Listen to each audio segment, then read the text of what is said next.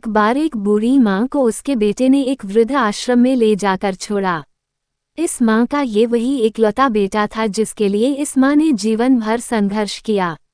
इस बेटे के लिए वो सब कुछ किया जो एक माँ को करना चाहिए या माँ कर सकती हैं।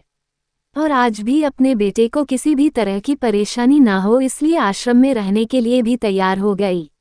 वृद्ध आश्रम में रह रही माँ हमेशा अपने बेटे को याद करती मगर बेटा केवल साल में एक बार उसको मिलने जाता या फिर फोन पर बात कर लेता।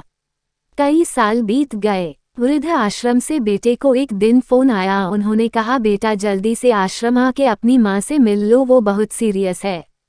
बेटा जब अपनी बीमार माँ के पास पहुंचा तब वो अपनी आखिरी सांसें गिन रही थी। बेटे ने अपनी माँ से उसकी आखिरी इच्छा पूछते हुए कहा, माँ मैं तुम्हारे लिए क्या कर सकता हूँ बताओ।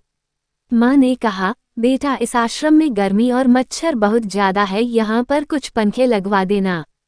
फ्रिज ना होने की वजह से यहाँ पर हम बूढ़ों को कई बार भूखे पेट ही सोना पड़ता है, क्योंकि किसी ने दिया हुआ खाना खराब होने से नहीं बचा पाते, तो इस आश्रम के लिए 1-2 फ्रिज भी खरीद कर दे देना। बेटे ने अपनी माँ की सारी बात सुनी और अपनी माँ से पूछा, आपने इतने साल यहाँ पर निकाल दिए पर आपने कभी भी यह बातें मुझसे नहीं कहीं और अब जब आपके पास टाइम नहीं बचा है तब आप ये सब कह रही है, ऐसा क्यों?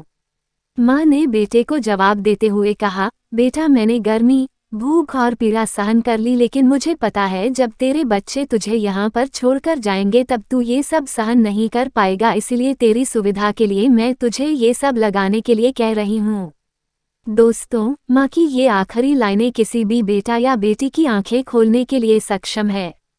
इतिहास हमेशा अपने आप को दोहराता है। अगर आप चाहते हैं कि आपके साथ अच्छा व्यवहार हो तो आपको भी दूसरों के साथ वैसा ही व्यवहार करना पड़ेगा।